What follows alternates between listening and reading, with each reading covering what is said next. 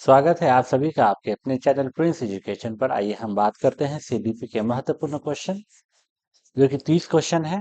चलिए हम पहले क्वेश्चन की तरफ बढ़ते हैं। पहला क्वेश्चन क्या कहता है? पहला क्वेश्चन कहता है कि हालांकि विकास के विभिन्न क्षेत्र विद्यार्थियों की योग्यताओं का वर्णन करते हुए पारस्परिकता करते हैं, फिर भी निम्न में से विकास का कौन सा क्षेत्र मुख्य रूप से व्यक्तित्व के अपने और दूसरों के कार्यों और व्यवहारों पर तर्क की प्रवृत्ति का अध्ययन करता है? ठीक है, क्या करता है? अध्ययन करता है।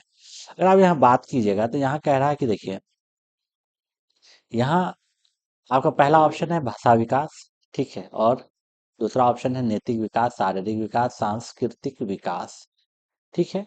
और क्वेश्चन में जो आपको कह रहा है कि इसमें ये कह रहा है कि देखिए, हालांकि विकास के विभिन्न क्षेत्र में देखिए क्या होता है कि विद्यार्थी की योग्यताओं का जो है वर्णन करते हुए क्या किया गया है? पारस्परिकता करते हैं, ठीक है।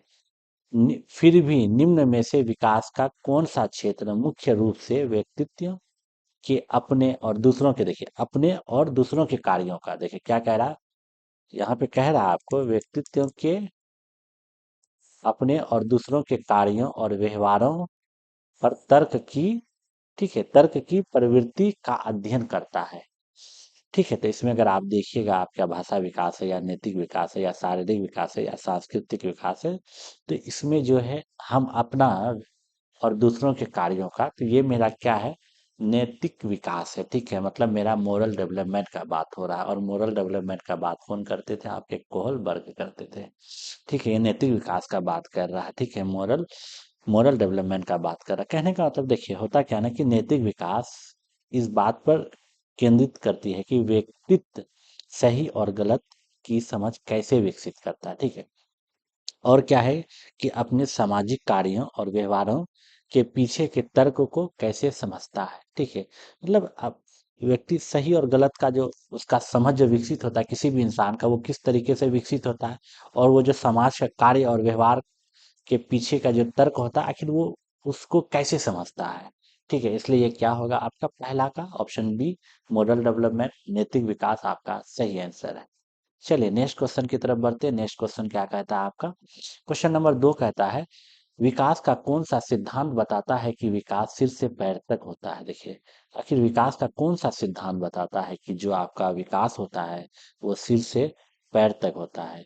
विकास, इसमें आपका ऑप्शन है क्या है? ऑप्शन, विकास पूर्ण नुमय है, या विकास परिपक्वता और सीखने का एक उत्पाद है, या विकास एक विशेष दिशा में आगे बढ़ता है, या बच्चों के विकास की दर में भिन्नताएं क्या होती है? अलग अलग होती है, विभिन्नताएं होती है, ठीक है। अगर आप देखिएगा, विकास सिर से पैर तक कहने का मतलब है कि इसको हम क्या कहते हैं? शीर्षगामी कहते हैं। विकास सिर से पैर तक का मतलब है कि इसको हम क्या कहते हैं? शीर्षगामी सिद्धांत के रूप में जाना जाता है, ठीक है। विकास सिर से पैर तक, इसको जाना जाता है, आपका क्या जाना जाता है? आप ध्यान दीजिएगा, शीर्षगामी, शीर्षगामी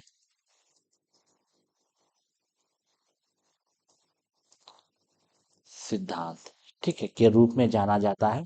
और ये जो आपको बताता है ना, ये क्या बताता है? जो ये आपका सिद्धांत ये बताता है कि शारीरिक वृद्धि और विकास जो है सिर से शुरू होकर कहाँ जाता है?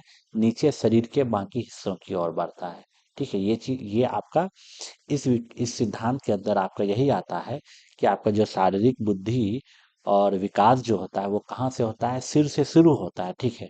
और नीचे होकर कहाँ तक जाता है? शरीर के बाकी हिस्से तक बढ़ता है। तो इसलिए हम इसको क्या कह सकते हैं? ये जो है आपका क्या हो जाएगा कि विकास एक विशेष दिशा में आगे बढ़ता है। तो हम कह सकते हैं ऑप्शन सी जो है वो मेरा क्या है? सही आंसर है। दो का ऑप्शन सी आपका सही आंसर है। नेक्स्ट क्वेश्चन, क्वेश्चन नंबर 3 की बढ़ते हैं। असर्शन और रीजन वाला क्वेश्चन है। अगर आप अभिकथन को देखिएगा तो अभिकथन को कहता है कि अभिभावकों को, क्या कह रहा है? अभिभावकों को बालावस्था देखभाल से संबंधित चर्चा में शामिल करना चाहिए। क्या करना चाहिए? जो अभिभावक हैं, जो पेरेंट्स हैं, उसको क्या करना चाहिए? बालावस्था देखभाल से संबंधित जो है चर्चा में शामिल करना चाहिए, ठीक है। उसके बाद कह रहा है कि देखिए, अगर ये चीज अच्छी बात है, अगर आपका पेरेंट्स जो है, अगर बालावस्था का जो देखभाल होता है, चाइल्डहुड केयर जो होता है, उसके रिलेटेड आपका डिस्कशन अगर वो इन्वॉल्व करते हैं तो बेहतर है। ठीक है, चर्चा में अगर शामिल करते हैं तो अच्छी बात है ना।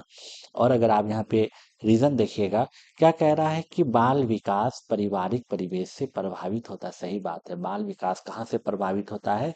प्रावि प्रावा पारिवारिक परिवेश से, क्योंकि पहला जो आपका प्राथमिक वातावरण होता है वो आपका क्या होता है? वो आपका परिवार ही होता है। तो हम कह सकते हैं यहाँ से कि मेरा ए और आर दोनों सही है, और आर जो है ए का सही व्याख्या करता है। तो ऑप्शन ए जो है यहाँ पे आपका सही है। देखिए, परिवार क्या होता है कि बच्चे का जो है वो प्राथमिक वातावरण है, इसलिए प्रभावी विकास रणनीतियों के लिए, देखिए अगर उसमें बच्चे के अंदर अच्छे से विकास हो तो उसकी रणनीतियों के लिए क्या करना चाहिए? जो पेरेंट्स को क्या करना चाहिए? उसका जो संबंधित चर्चा है उसको शामिल करना आवश्यक होता है। ठीक है, आप जब आप शामिल करेंगे चीज़ों को, देखेंगे कि बच्चे के में क्या प्रोग्रेस है, किस तरीके से वो चीज़ों को कर रहा है, समझ रहा है, नहीं समझ रहा है, क्या अच्छा क्या बुरा है। तो अगर आप इसको चर्चा करते हैं तो उसके उसके इसमें विकास में क्या होता है वो आवश्यक होता है। तो हम कह सकते हैं, और पहला जो है प्राथमिक जो आपका वातावरण होता है वो आपका कौन सा होता है? वो आपका पारिवारिक ही परिवेश होता है, इसलिए ध्यान रखिएगा। ठीक है, दूसरा में आ जाता है आपका स्कूल, आ जाएगा आपका आसपास का पर्यावरण, ये आसपास का माहौल आ जाएगा, सोसाइटी आ जाएगा, ये ध्यान रखिएगा। तीन का ऑप्शन ए जो है वो आपका सही आंसर है। चलिए नेक्स्ट क्वेश्चन की तरफ चलते हैं। नेक्स्ट क्वेश्चन क्या कहता है? Question number 4। क्वेश्चन नंबर 4 को अगर देखिएगा, या जिन पियाजे के संज्ञानात्मक विकास सिद्धांत के अनुसार वर्ग समावेशन की अवधारणा बच्चे द्वारा किस चरण के दौरान प्राप्त होती है? क्या कह रहा है कि जो आपका जो वर्ग समावेशन की अवधारणा होती है बच्चे के द्वारा, वो आखिर किस चरण में प्राप्त होता है? देखिए, अगर आप जिन पियाजे जी का बात कीजिएगा, जिन पियाजे जी जो है आपको 4 स्टेज में बच्चों को रख के देखे थे। पहला आपका सेंसरी मोटर स्टेज था, जिसको हम 0 से 2 वर्ष की अवस्था में रखे थे। और यहाँ ध्यान दीजिएगा, ये जो आपका, इसी को हम सेंसरी मोटर स्टेज कहते हैं, ये 0 से 2 वर्ष की अवस्था में था। ठीक है, और इसी में आपका आता है ऑब्जेक्ट परमानेंस। ये वर्ड बहुत आता है, ऑब्जेक्ट परमानेंस, ध्यान रखिएगा। ठीक है, उसके बाद अगर आप देखिएगा, उसके बाद आपका जो आता है, उसके बाद आपका क्या आता है? प्री ऑपरेशनल स्टेज आता है। क्या आता है? Pre operational stage. ये आपका क्या हो जाता है? ये आपका 2 से 7 वर्ष की अवस्था में होता है। ठीक है, 2 से 7 वर्ष की अवस्था में होता है। उसके बाद आपका क्या आ जाता है? कंक्रीट। ठीक है, कंक्रीट मतलब मूर्त संक्रियात्मक अवस्था। ठीक है, तो ये आपका क्या आ जाता है? 7 से 11 वर्ष की अवस्था में आता है। उसके बाद आपका आता है औपचारिक संक्रियात्मक, कहने का मतलब है फॉर्मल ऑपरेशनल स्टेज।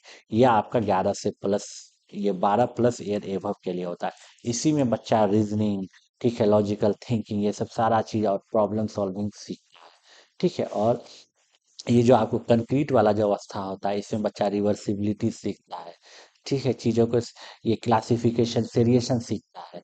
ठीक है, ये चीज़ आप ध्यान रखिएगा।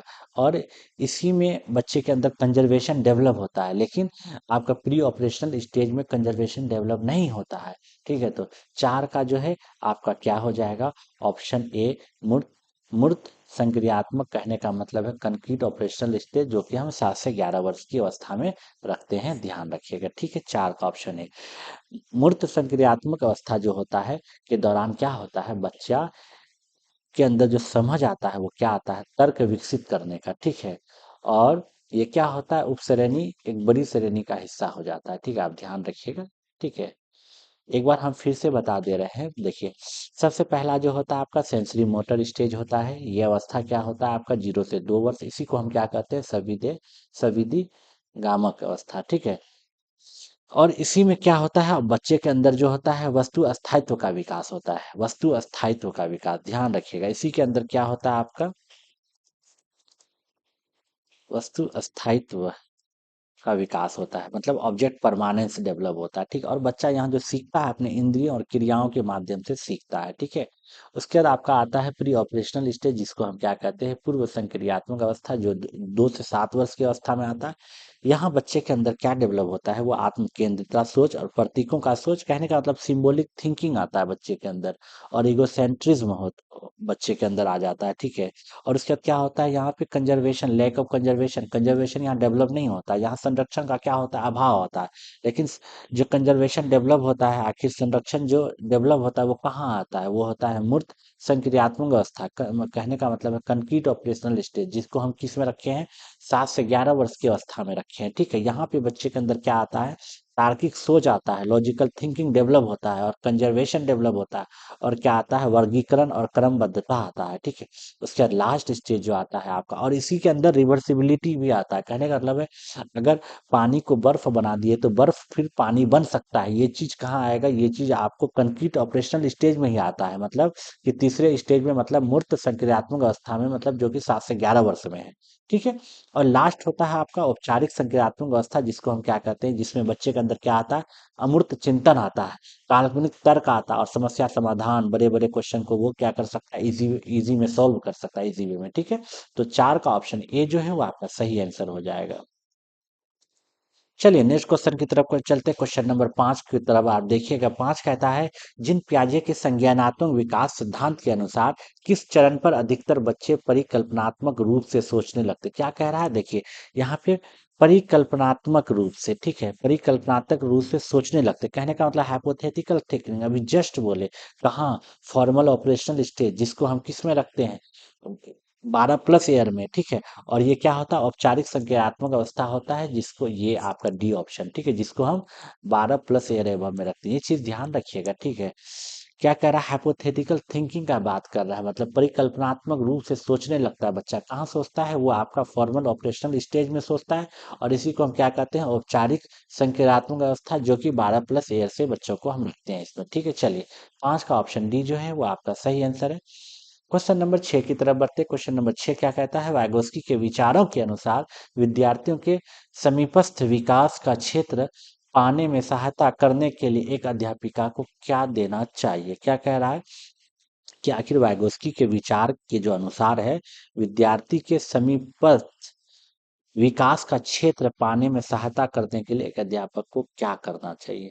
अगर आप बात कीजिएगा वाइगोस्की का, वाइगोस्की जो है आपको किसके बारे में बोले थे, वाइगोस्की जो आपको बोले थे वो आपका socio cultural theory of cognitive development बोले थे, कहने का मतलब है वाइगोस्की किसका सिद्धांत दिए थे, वाइगोस्की आपको दिए थे कि सामाजिक सांस्कृतिक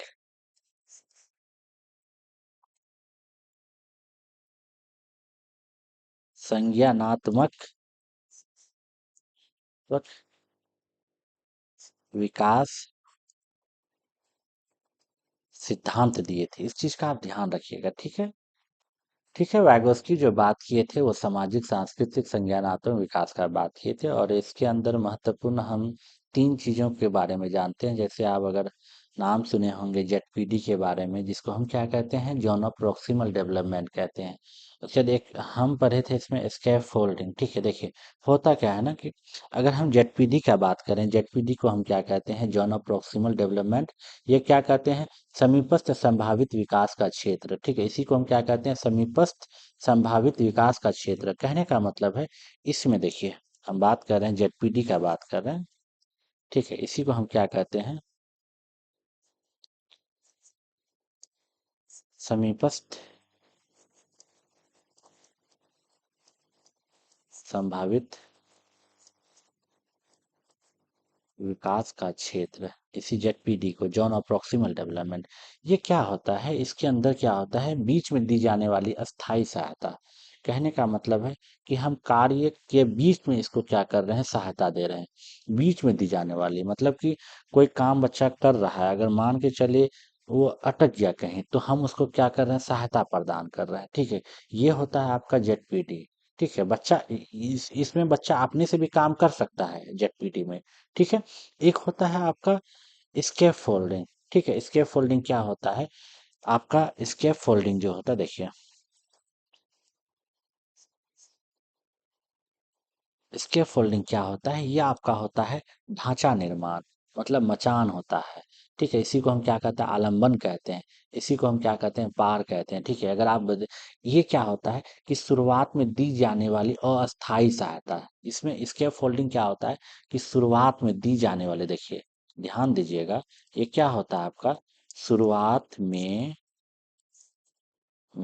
दी जाने वाली अस्थाई सहायता। ठीक है, अब अब अस्थाई सहायता दीजिएगा तो कौन देगा इसको सहायता, सहायता देगा एमकेओ, मतलब मोर नॉलेजेबल अदर्स। कहने का मतलब है जो आपसे अधिक जानकार व्यक्ति है, चाहे वो कोई भी हो सकता है, आपका साथी हो सकता है, या आपका माँ बाप हो सकता है, या आपका टीचर हो सकता है, कोई भी जो अधिक जानकारी रखता है, ठीक है, वो आपका सहायता देगा, एमक्यू। ठीक है, कहने का मतलब है, देखिए अब सहायता देगा तो किस तरीके से देगा, संकेत एवं इशारे देना। कहने का मतलब आप संकेत से दे सकते हैं, कहने का मतलब आप इशारा कर सकते हैं। आधा आधा हल हुआ उदाहरण देना। ठीक है, मतलब कि उदाहरण दे रहे हैं, आधा हल हुआ, तो ये चीज है। तो यहाँ पे वही चीज कह रहा है कि लेवाइगोस्की के विचार के अनुसार विद्यार्थियों के समीपस्थ विकास का क्षेत्र पाने में सहायता करने के लिए एक अध्यापिका को क्या देना चाहिए, पार। ठीक है, तो आपका ऑप्शन, इसी को हम क्या कहते हैं, स्केप फोल्डिंग कहते हैं। ठीक है, इसी को हम क्या कहते हैं, स्केप फोल्डिंग कहते हैं। तो ऑप्शन बी जो है वो आपका क्या है, सही आंसर हो जाएगा। ठीक है, सही आंसर हो जाएगा। ठीक है, चलिए, और एक चीज का अगर हम बात करेंगे आपको, ठीक है, एक चीज का अगर आप बात कीजिए, देखिए यहाँ पे हम किसका बात कर रहे हैं, यहाँ पे हम वैगोस्की का बात कर रहे हैं। अगर आप वैगोस्की के इसमें देखिएगा ना, वैगोस्की में क्या आता है, भाषा पहले आती है और क्या आता है, विचार बाद में आता है। वैगोस्की के अंदर एक चीज देखिएगा कि भाषा हमेशा क्या आता है, पहले आता है। भाषा पहले आता है, फिर विचार बाद में, विचार बाद में। ठीक है, और देखिए जो वैगोस्की के अनुसार है, भाषा क्या करता है, विचारों को निर्धारण करता है। ठीक है, और क्या होता है कि भाषा संज्ञानात्मक विकास को क्या करता है, सुगम बनाता है। कहने का मतलब है वैगोस्की जो है भाषा को क्या माना है, सुप्रीम माना है।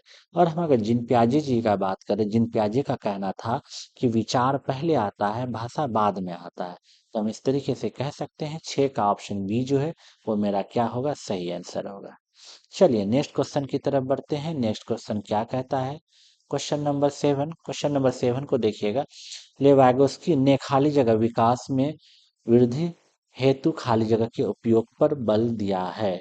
देखिए वैगोस्की जो है विकास, खाली जगह विकास में वृद्धि हेतु खाली जगह में उपयोग में बल दिया, किस पर, शारीरिक या पारस्परिकता या नैतिक या पुरस्कार या सामाजिक या स्मृति सहायता विद्या या संज्ञानात्मक देखिए संज्ञानात्मक और सांस्कृतिक उपकरण। ठीक है, संज्ञानात्मक विकास में वृद्धि, अभी हम जब वर्ड बोले थे आप पीछे सुने होंगे, तो संज्ञानात्मक और संस्कृत उपकरण, तो हम कह सकते हैं इसमें क्या, कोग्नेटिव और आपका क्या हो जाएगा, कल्चरल टूल हो जाएगा। इसलिए तो सोशियो कल्चरल बोलते हैं ना, कि हम कि सोच क्या दिए थे वो, सोशियो कल्चरल क्या दिए थे, मतलब कि सोशियो कल्चरल थ्योरी दिए थे। ठीक है, socio cultural theory of cognitive development दिए थे, कहने का मतलब है सामाजिक सांस्कृतिक संज्ञानात्मक विकास सिद्धांत दिए थे। ठीक है, चलिए नेक्स्ट क्वेश्चन की तरफ बढ़ते हैं। नेक्स्ट क्वेश्चन के तरफ चलते हैं। क्वेश्चन नंबर 8, क्वेश्चन नंबर 8 को देखिएगा, निम्नलिखित में से किसने बच्चों के नैतिक विकास, देखिए मॉरल डेवलपमेंट का जो सिद्धांत दिया था, जो थ्योरी दिया था, उसका प्रस्ताव कौन रखा था, अभी जस्ट बोले थे हम, लॉरेंस कोहलबर्ग। तो आप कह सकते हैं 8 का ऑप्शन बी जो है वो सही आंसर है। और ये चीजों को जो बांट के रखे थे वो 3 लेवल में और 6 स्टेज में रखे थे। ठीक है, चलिए क्वेश्चन नंबर 9 की तरफ बढ़ते हैं। क्वेश्चन नंबर 9 क्या कहता है कि क्रिया आधारित शिक्षण अधिगम को बल केंद्रित मानना चाहिए। ठीक है, देखिए क्रिया आधारित शिक्षण जो होता है वो आपका अधिगम जो होता है वो क्या होता है, बाल केंद्रित माना जाना चाहिए। ठीक है, ये आपका क्या है, सही है। ठीक है, अगर बाल केंद्रित नहीं होगा तो फिर क्या फायदा, आखिर सिखा तो हम बच्चों को ही रहे ना। इसलिए एक्टिविटी बेस्ड जो टीचिंग लर्निंग होता है ना, वो क्या होता है, चाइल्ड सेंटर्ड माना जाता है। और चाइल्ड सेंटर्ड, ताकि बच्चा जो है मतलब क्या सीख सके, गतिविधि के द्वारा बच्चा किसी भी चीज को जल्दी सीखता है। ठीक है, और उसको मजा आता है, मतलब तो इसलिए कहता है कि हमेशा कि जो आपका एक्टिविटी बेस्ड ही लर्निंग होना चाहिए, ठीक है। उसका कह रहा है कि शिक्षक शिक्षण अधिगम प्रक्रिया में कोई ऐसा नहीं होता है। शिक्षक जो है आपका क्या होता है, फैसिलेटर होता है। कहने का मतलब है शिक्षक शिक्षक जो है आपका सुविधाता के रूप में क्या करता है, एक महत्वपूर्ण भूमिका निभाता है। इसलिए ए सही है, आर गलत है। तो ऑप्शन सी जो है वो आपका सही आंसर है, ठीक है। देखिए, बाल केंद्रित शिक्षा गतिविधियों पर क्या होती है, केंद्रित होती है, और शिक्षक जो है एक फैसिलिटेटर के रूप में क्या करता है, महत्वपूर्ण भूमिका निभाता है। चलिए क्वेश्चन नंबर 10 की तरफ चलते हैं। क्वेश्चन नंबर 10 को देखिएगा। कहता है बहुबुद्धि सिद्धांत कहलाता है। बहुबुद्धि सिद्धांत जो है आपका मल्टीपल इंटेलिजेंस सिद्धांत जो है वो आपका क्या कहलाता है। बुद्धि विभिन्न प्रकार की हो सकती हैं, वो तेज नहीं, या बुद्धि को तेज नहीं किया जा सकता है, ठीक है। या या बुद्धि को सटीक रूप से मापा जा सकता है, या सभी व्यक्तियों की बुद्धि का स्तर समान है। देखिए, कभी भी बुद्धि का स्तर हर व्यक्ति का समान नहीं होता है, और बुद्धि को आप सटीक रूप से नहीं माप सकते हैं, और बुद्धि का को तेज नहीं किया जा सकता। बुद्धि क्या होता है, विभिन्न प्रकार का होता है। थ्योरी ऑफ मल्टीपल इंटेलिजेंस जो हॉवार्ड गार्डनर जी दिए थे वो आपका 8 तरह का दिए थे, ठीक है। तो इसलिए हम कह सकते हैं बहुबुद्धि सिद्धांत जो होता है वो आपका कितना प्रकार का होता है, 8 प्रकार का होता है। इसलिए यहाँ पे आपका क्या आंसर हो जाएगा, बहुबुद्धि विभिन्न प्रकार के हो सकते हैं। हवार्ड गार्डनर द्वारा क्या किया गया था, ये सिद्धांत बताता है कि बुद्धि कोई एक तत्व नहीं है, बल्कि इसमें विभिन्न अलग अलग प्रकार, जैसे संगीत हो गया, तार्किक हो गया, भाषाई शामिल हो गया, हर चीज, ठीक है। चलिए क्वेश्चन नंबर 11। वाइगोस्की भाषा को किस प्रकार देखते, देखिए वाइगोस्की अभी जस्ट बोले थे, वाइगोस्की भाषा को किस प्रकार देखते हैं, भाषा अधिगम प्रक्रिया में बाधक है। भाषा एक सांस्कृतिक उपकरण है जो अधिगम को सुसाधित करती है, ठीक है। भाषा चिंतन प्रक्रिया का अर्थहीन है, ऐसा नहीं है, क्योंकि वाइगोस्की भाषा को बहुत, मतलब भाषा ही उसके लिए बहुत इंपॉर्टेंट था, ठीक है। इसके बाद भाषा जैविक परिपक्वता का एक नग्न अंश है। कहने का मतलब है भाषा क्या है, एक सांस्कृतिक उपकरण है जो अधिगम को क्या बनाती है, सुसाधित करती है। तो हम कह सकते हैं कि वाइगोस्की का मानना था कि भाषा संज्ञानात्मक विकास और सामाजिक अंतरक्रिया के लिए क्या है, सबसे महत्वपूर्ण सांस्कृतिक उपकरण है। तो 11 का ऑप्शन भी, हम वाइगोस्की के बारे में भी जो पिछला जो 2-3 क्वेश्चन से पहले था, हम आपको पूरा डिटेल बताए हैं। आप वहां से भी चीजों को अच्छे बेहतर ढंग से समझ सकते हैं। चलिए क्वेश्चन नंबर 12 की तरफ बढ़ते हैं। क्वेश्चन नंबर 12 क्या कहता है, लड़कों के लिए नीले रंग के कपड़े और लड़कियों के लिए गुलाबी रंग के कपड़े खरीदना किसको बढ़ावा देता है।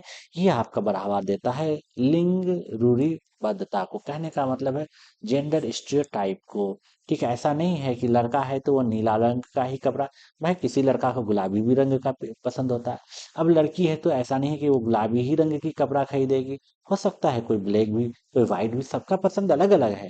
तो अगर आप ये चीज थोप रहे हैं कि नहीं भैया तुम लड़का हो तुम नीला रंग का ही खरीदोगे, लड़की हो तुम गुलाबी रंग का ही खरीदोगे, तो ये किसको बढ़ावा देता है, ये लिंग रूढ़िबद्धता को बढ़ावा देता है। कहने का मतलब है जेंडर स्टीरियोटाइप को, ठीक है।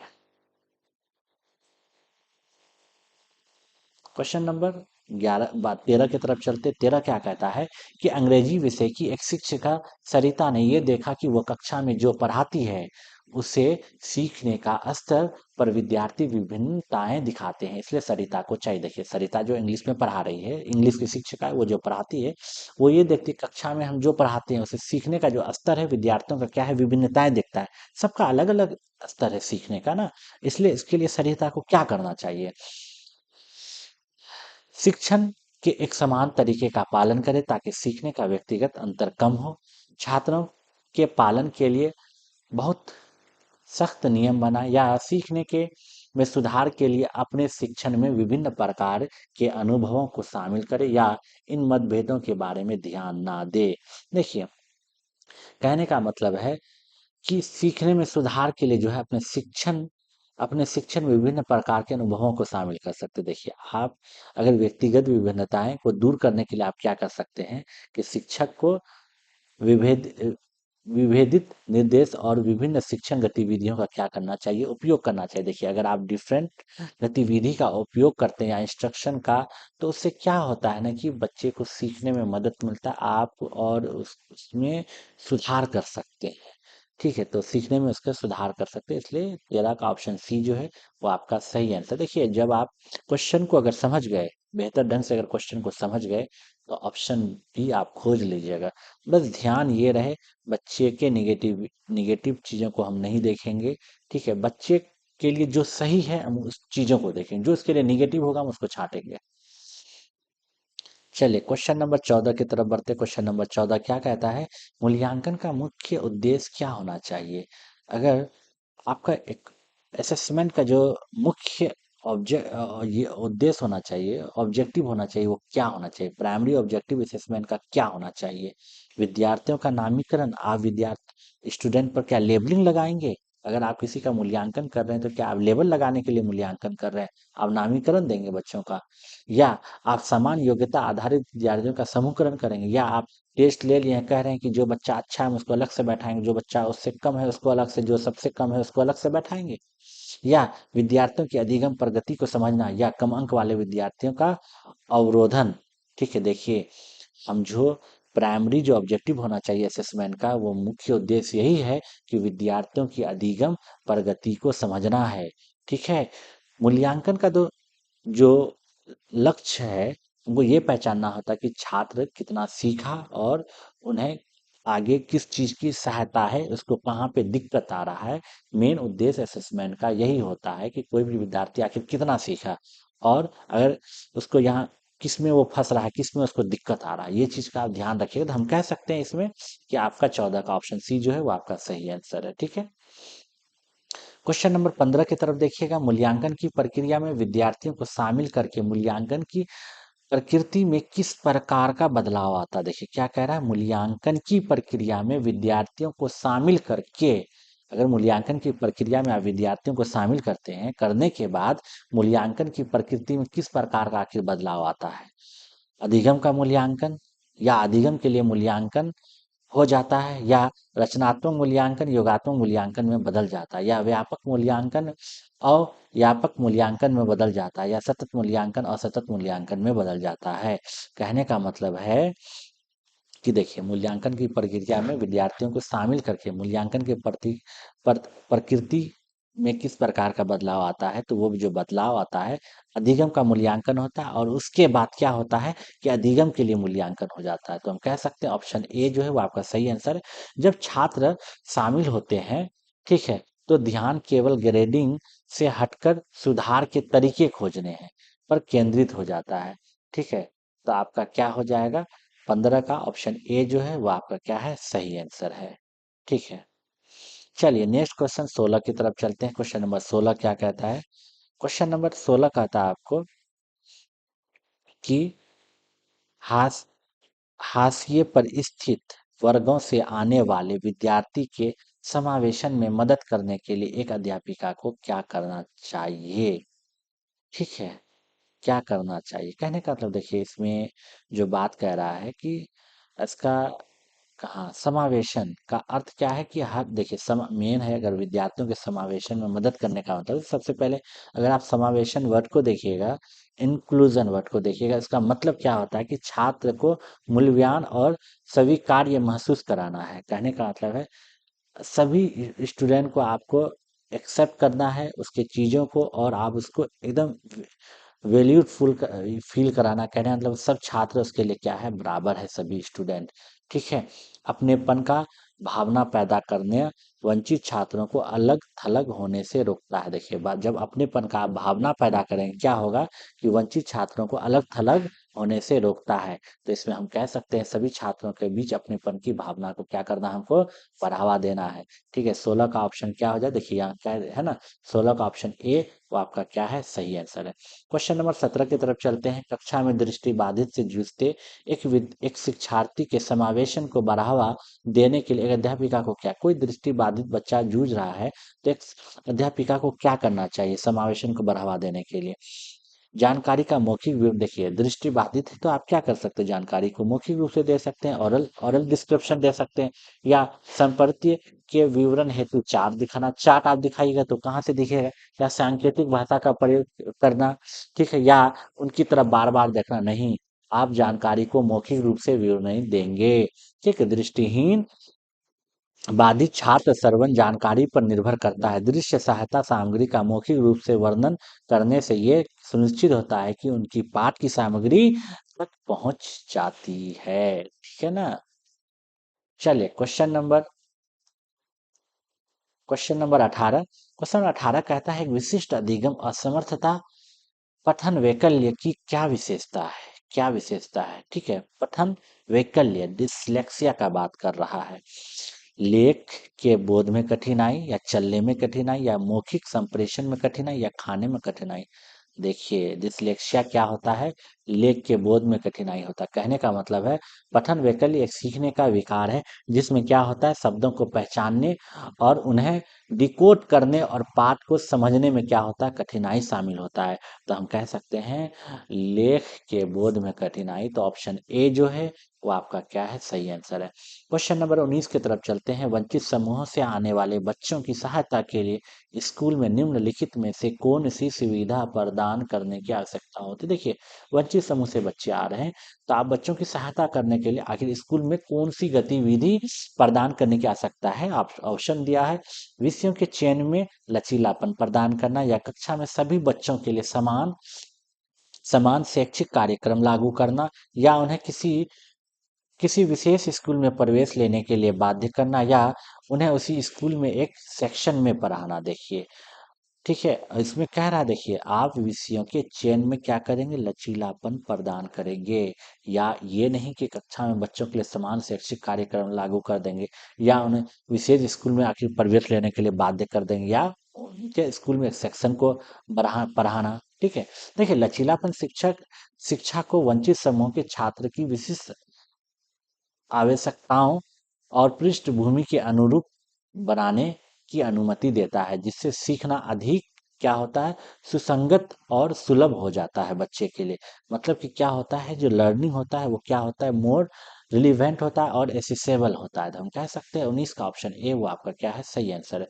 चलिए क्वेश्चन नंबर 20 की तरफ चलते हैं। ये कहता है, यदि ट्विंकल अपने बाएं हाथ में लिखती है तो उसकी शिक्षिका को क्या करना चाहिए। अगर वो बाएं हाथ में लिखती है, अगर वो हैंड में लिख लेफ्ट हैंड से लिखती है, तो उसके शिक्षिका को क्या करना चाहिए, लेफ्ट हैंड से लिख रही है, उसके बाएं हाथ का उपयोग करने के लिए हतोत्साहित करना चाहिए। क्या आप उसको डिमोटिवेट कर सकते हैं या डिस्करेज कर सकते हो बच्चों को, क्यों तुम लेफ्ट हैंड से लिख रहे हो, उसकी मर्जी, वो किसी भी हैंड से लिखे, उसे अपनी पसंद का प्रयोग करने देना चाहिए, या इसकी रिपोर्ट स्कूल काउंसलर को दे। भाई, क्यों भाई, चाहे वो लेफ्ट हैंड से लिखे या राइट हैंड से लिखे, आप क्या कौन रिपोर्ट कर दीजिएगा स्कूल काउंसलर को, या आप उसको डिस्करेज कीजिएगा, या आप उसको कहिएगा दाहिने हाथ से लिखने के लिए आप उसको मजबूर कीजिएगा। तो हम उसको क्या कहेंगे, उसे अपनी पसंद का प्रयोग करने देंगे। तो 20 का ऑप्शन बी जो है वो आपका सही आंसर हो जाएगा। क्वेश्चन नंबर 21 की तरफ चलते हैं। 21 कहता है, एक अध्यापिका द्वारा विद्यार्थियों को समूह में कार्य करने और सहपाठियों संग चर्चा द्वारा सीखने के लिए प्रेरित करना चाहिए। देखिए, अगर आप बच्चों को समूह में सीखने के लिए प्रेरित कर रहे हैं और कार्य करने के लिए कह रहे हैं, तो अच्छी बात है। इससे क्या होता है, बच्चा सीखता है, उसके शिक्षण में क्या होता है, हेल्प होता है। अधिगम एक सामाजिक प्रक्रिया है, सही बात है, अधिगम जो है आपका क्या है, एक सामाजिक प्रक्रिया है। इसलिए तो बच्चा समूह में कार्य और सहपाठी के संग क्या कर रहा है, चर्चा कर रहा है। तो हम कह सकते हैं कि ऑप्शन ए और आर दोनों सही है, और आर जो है ए का सही व्याख्या कर रहा है। यहाँ पे जो है आखिर सहपाठियों के साथ इसकी क्या दर्शा रहा है, ये सामाजिक प्रक्रिया ही तो दर्शा रहा है। तो ये क्या कहता है, ये जो है आखिर जो सोशल कल्चरल कोग्निटिव डेवलपमेंट, ये किसका, ये वाइगोस्की का सिद्धांत के रूप में जानते हैं हम। ठीक है, और क्या होता है कि सामाजिक अंतःक्रिया संज्ञानात्मक विकास का क्या है, के लिए मौलिक है। इसलिए समूह कार्य एक प्रभावी क्या होता है, शिक्षण रणनीति होता है, और बच्चे इससे चीजों को बेहतर ढंग से समझ सकते हैं, सीख सकते हैं। क्वेश्चन नंबर 22 की तरफ चलते हैं। 22 कहता है, प्रभावशाली और अर्थपूर्ण अधिगम को बढ़ावा देने के लिए निम्न में से किनका प्रयोग करना चाहिए। उदाहरण, गैर उदाहरण, समरूपता, या नकारात्मक पूर्ण बलरन। ठीक है, अगर आप देखिएगा, देखिए क्या कह रहा है, प्रभावशाली और अर्थपूर्ण अधिगम को हम क्या कर रहे हैं, बढ़ावा देना चाह रहे हैं। ठीक है, तो हमको किसका प्रयोग करना चाहिए? हमको जो प्रयोग करना चाहिए वो उदाहरण का प्रयोग करना चाहिए, वो हमको गैर उदाहरण का भी प्रयोग करना चाहिए, और समरूपता का। ठीक है, कहने का मतलब देखिए, उदाहरण और समरूपता और अवधारणाओं को स्पष्ट करने में क्या करता है, मदद करता है, जबकि गैर उदाहरण क्या करता है, अवधारणा के सीमाओं को परिभाषित करने में क्या करता है, मदद करता है। तो हम कह सकते हैं कि मेरा 1, 2 और 3 सही है, लेकिन ये नकारात्मक निगेटिव रेनफोर्समेंट क्या है, नहीं है सही, बढ़ावा नहीं दे सकता। ठीक है, क्वेश्चन नंबर 23 को देखिएगा। 23 क्या कहता है कि एक संरचनावादी कक्षा में अधिगम को किस प्रकार देखा जाना चाहिए। देखिए क्या कह रहा है, कंस्ट्रक्टिव क्लासरूम जो होता है, आखिर लर्निंग को किस व्यू से देखा जाना चाहिए, केवल ज्ञान का, क्या कह रहा है, केवल ज्ञान का उत्पादन या वास्तविक जीवन से वियोजित या शास्त्रीय अनुकूलन का परिणाम या वातावरण से सक्रिय पारस्परिकता संपर्क का परिणाम। देखिए क्या कह रहा है, कंस्ट्रक्टिव क्लासरूम। ठीक है, आखिर हम उसको किस प्रकार देखेंगे, हम जो उसको देखते हैं ये क्या देखते हैं, वातावरण से सक्रिय और पारस्परिकता, कहने का मतलब है एक्टिव इंटरेक्शन देखते हैं इन्वायरमेंट से। तो हम कह सकते हैं कि 23 का ऑप्शन डी जो है वो आपका सही आंसर। देखिए संरचनावादी का मानना होता है कि शिक्षार्थी अपने परिवेश और अनुभवों के साथ बातचीत करके सक्रिय रूप से अपना क्या ज्ञान स्वयं बनाते हैं। तो 23 का ऑप्शन डी जो है वो आपका क्या हो जाएगा, सही आंसर हो।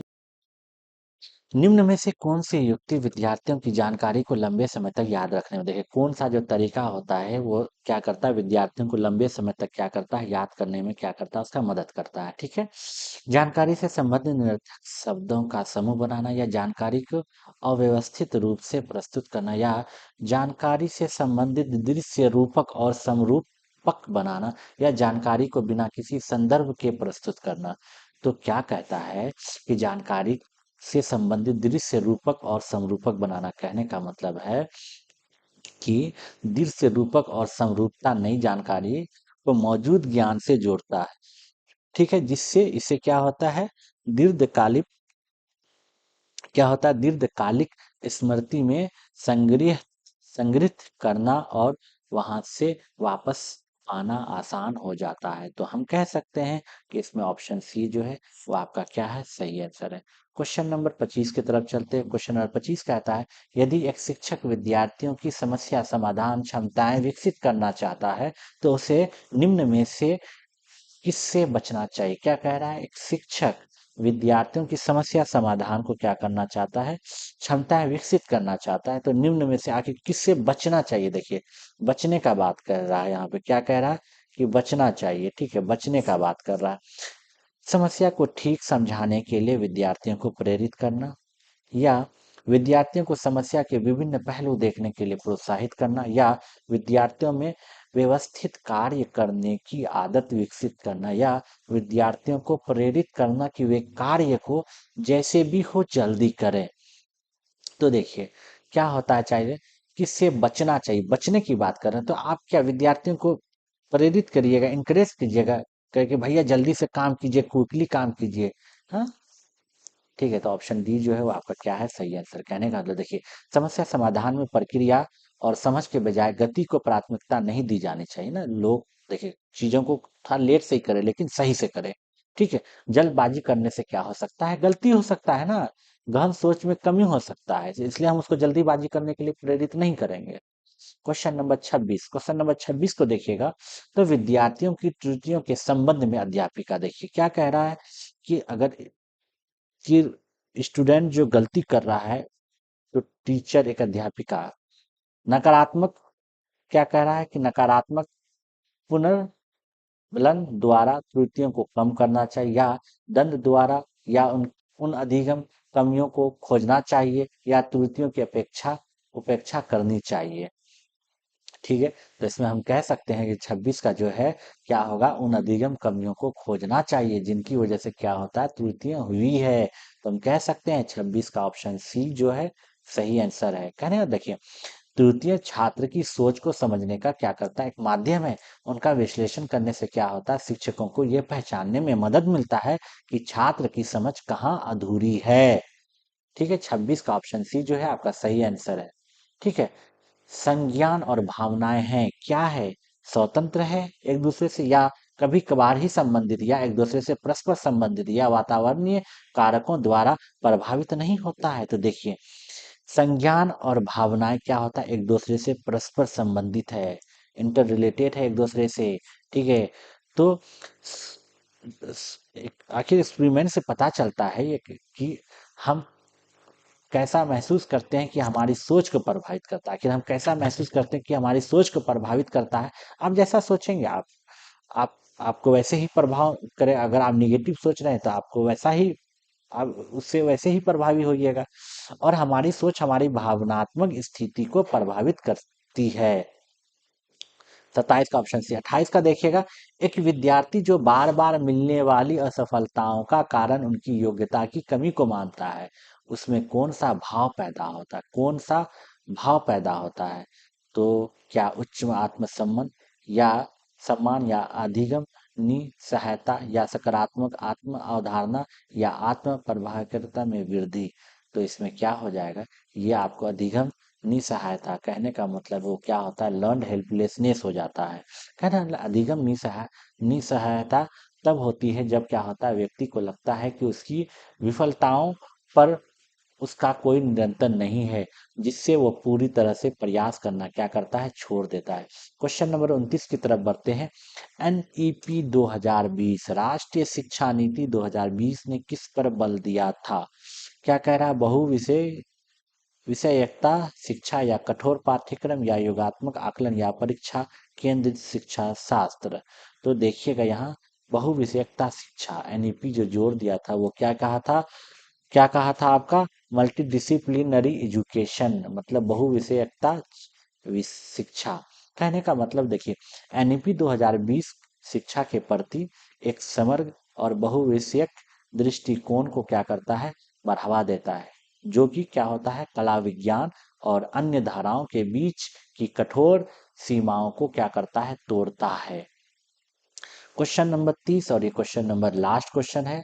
अधिगम को नकारात्मक रूप से प्रभावित करता, अधिगम को क्या करता है, नकारात्मक रूप से प्रभावित करता है। कौन, कुपोषण, उत्कृष्टता, उत्सुकता, या अभिसंज्ञान, या महारत उन्मुखी लक्ष्य। ठीक है, अगर आप यहाँ पे देखिएगा, ये कौन अधिगम को नकारात्मक कौन करता है, कुपोषण करता है। कहने का मतलब है माल न्यूट्रिशन। ठीक है, इसमें अगर आप देखिएगा, देखिए क्या करता है कुपोषण, जो क्या करता है शारीरिक और मानसिक विकास में क्या करता है, बाधित करता है, जिससे क्या होता है, जो बच्चे का जो आपका कंसंट्रेशन होता है उसमें क्या होता है, कमी आता है। और क्या होता है, सीखने का जो उसका संज्ञानात्मक क्षमता होता है, जब कंसंट्रेशन में ही उसका कमी आएगा तो क्या होगा कि सीखने का संज्ञानात्मक क्षमता जो है वो क्या हो जाएगा, कम हो जाएगा। तो हम कह सकते हैं कुपोषण, ना कि आपका उत्सुकता, ना कि अभिसंज्ञान, ना कि महारत उन्मुखी लक्ष्य। ठीक है, इस चीज को ध्यान रखिएगा। 30 का ऑप्शन है। तो हम टोटल 30 क्वेश्चन डिस्कस किए और उम्मीद है कि आपको समझ आया होगा और हम आपको समझा पाए होंगे। चलिए, अगर आप चैनल पर नए हैं तो चैनल को सब्सक्राइब करें और सेशन को लाइक करें और अपने दोस्तों को भी बताएं। चलिए, हम आपसे विदा लेते हैं।